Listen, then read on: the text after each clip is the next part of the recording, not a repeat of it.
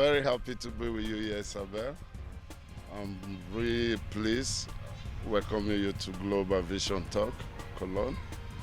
And this is where, we're free just to say what you feel about the world. And can you please introduce yourself to the world? Yeah, absolutely. Yeah, thank you. Right. As an actress, I should know that. Yeah, right. My name is Isabelle, and I met Dino a few years ago, and we were working there already together in the first Global Vision event that we had. Global storytelling. Exactly. And I participated with a poetry slam. Yeah, I'm an actress here in Cologne, and I also have a big passion for poetry. I'm writing since I'm a little girl, actually, because I think it's a beautiful way to express emotions and to give emotions a room to be there. And this is more important than ever, I have to say, because we live in a world where emotions are not allowed to be there very often. We live in a world where we need to function, where we actually get more and more like machines. So our emotions get suppressed, or we don't even get a tool how we can deal with our emotions. So they are such an important part of our body, but we don't know what to do with them, or when they're coming up. So then we rather try to suppress them, and this is very unhealthy for our body, for our living, for everything. So very early I found my way into the art because I had so many emotions and I could not suppress them. So I found in acting a beautiful way to do that. And since this year, I started to really put my focus on that again. And now we came together for our event that we do. We're starting the global storytelling on the Yeah. 27th of August this month. Yes. At Nachtigall. At Ehrenfeld. Nachtigall. Yeah, it's so cool. I'm so excited for Me that. too. I'm really happy that we're starting it again in Cologne. Yeah. So I know you've got a lot to say and you've got really a lot to deliver. Yeah. Me, I want to know, with this corona period, the whole situation, we see the whole world, the things they've changed. They're not like it used to be before. Which me, I'm really happy because I don't think it was really better the way it was before. Mm-hmm. So now, human being, I think we now spending more time in thinking on how, who we really are as human beings. And how to get ourselves together and see we function without all this misinformation. Mm-hmm. So what you think about this our present days? Yeah. As you said, there is always a light part of something and a dark part of something. And the good part for sure is that now people have time to deal with themselves and to really look at their lives and say, okay, is this the life that I really wished for myself? Because now I cannot escape anymore. I mean, now of course the restrictions are a little bit, no, we can go outside anymore, but the time when we were really in a lockdown, there we were facing who we are. You could not escape. Exactly. You were seeing who you with. You were seeing with who you had a relationship, with who you're living with who you live inside of yourself. You could not escape yourself, which is a very, very important part. And I also see there a huge chance in the humanity to really start to get aware and to wake up, no, when you want to say it like this. Exactly. And this is also where I want to put my focus on. Nevertheless, it's important also to see the impact that it has also on the negative side. It's important to see the whole picture, and especially now in the time where we have to do this. I just want to say something here. Everybody is so focused on our physical health, and I don't know when it gets to us that our physical health is so much the result of our psychological and emotional health, and what this does to our psyche and to our emotions, to get our mouth shut, we will just see the impact of that a few years from now. That's true. And so this is also where I want to spread my awareness. We saw what that one can bring even before the Second World War. We saw what happened when people pretend not to see something wrong. Yes. So if we can stand up for what is right, we human beings, they say we believe in unity, we believe in love. If we can withstand in this time of difficulty and we allow all of us to be misled, I think even the generations to come, they will feel the impact. Mm-hmm, mm-hmm. So That's why I think we all have to wake up, because people like Martin Luther King, I had a dream in the 60s, in the 50s, you know. This was a vision.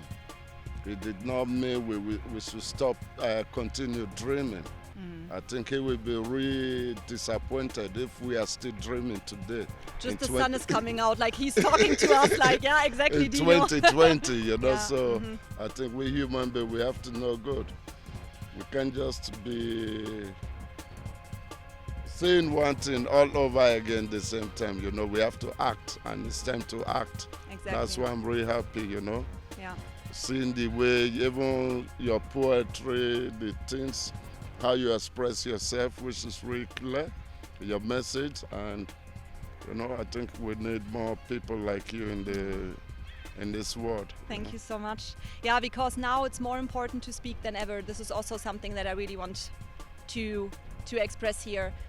Even though we just talked about it before, it is uncomfortable, you know, to speak the truth. It is uncomfortable. I was sitting here before and my throat was like, oh, no, but I knew we had to do this. I knew we had to make this interview and to step through this feeling of being uncomfortable and to still say what we need to say.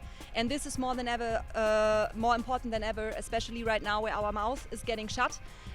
To speak, to express ourselves, and to really listen to our voice, to our guts, how you say it, no? The voice that is within, because we get manipulated and programmed constantly outside there. And I mean, we are programmed. I mean, everybody is. We cannot actually run from it. But the first step is to get aware of this program that is happening, and then slowly seeing more and more the whole picture that we live in.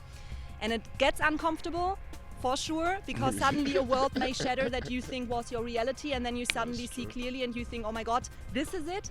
And then say, yes, okay, but I have the courage to really look at it and rather live in a world of truth than just pretending everything is fine in a world of lies, because you will sense the lies at some point, and then you will live in a society of fear. That's one thing, because you know, this world, we human beings, we even most education, I don't see it as education, most indoctrination we get. Some people get so stubborn with it. They say, good, I'm educated. I read history, I read that, you know. You can't know everything.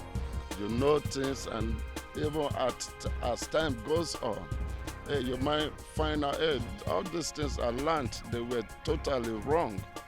So we should not get hooked to such things. We should learn how to relearn, you know, get more information, you know, get more facts about things that we are holding on to. So we can really free ourselves from this mental indoctrinations, you know, this is poison. Right. You know, so most people, they always, I'm really glad now we're doing this action payday, you know, which I think most people, they seems to misunderstand it when you say payday. Most people are reparation. If they just think, most people think money, they are looking for money. They want you to, it's not about money.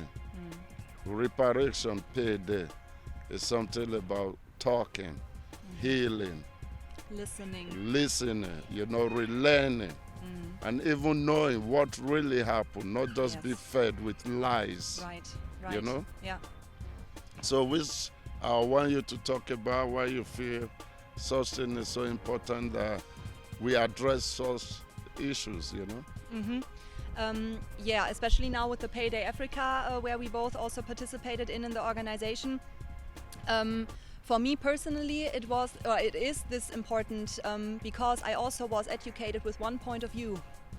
And this is not the whole image, because there are so many different point of views in the stories and so many realities, and when you only learn about one reality and this is what you see as truth, this is never how it will be. You need to learn about all realities, and then with all of this knowledge you can make the whole image. And for me, I had also to realize that there's a big lack of knowledge about it, and which is hard to swallow. I mean, you have to see the truth and to say, okay, actually I don't know it. I'm sorry. I mean, it's shit. And then the shame is coming up, of course, you know, like, okay, how could I live this way without knowing about all the realities? How could it be that I had black friends and I never knew about the history? I mean, of course, there comes such a shame up. But still, again, with the emotions, take the shame, look at it, feel it, it's part of our emotions, and then still keep on walking. And now, since we're working together in this project and I gain much more and more knowledge about it, I really want this to be part of our everyday reality, because then it stops being a shadow aspect, and it is a shadow aspect in our world. It lies in the basement of our Western world that nobody, not consciously, doesn't want to look at. But the thing is, it's like an unconsciously attitude actually to not pay attention to that. And with this, it's just like a wake-up call kind of to, hey, come on, there is another reality going on, and please, this is the importance for all of us to look at it, because this is where this is all built upon. And I don't know what's about you, but I want to know how this empire, or what this empire is built on. This is what I want to know. You know, that's very interesting, because me always I feel sad when I see people, they get they misunderstand this concept of payday. We are not it's not about anti-Semitism or about hatred or trying to,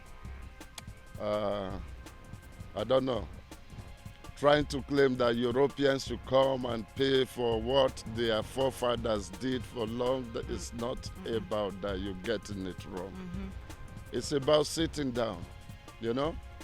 Even when we say slavery, some people make it a taboo that you can't talk about some particular group. Even the Africans themselves, they participated in slavery, just like every other ethnic group in this world. So may I feel why some part feel so offended, because they're no good. They made the structure, they continued it. But we should address it and then see if something we have done wrong, how to undo that wrong, and then make the whole world thrive. It doesn't make no sense. You tell me, hey, Africa with all the riches they have, you telling me they're depending on Europe? It can be true.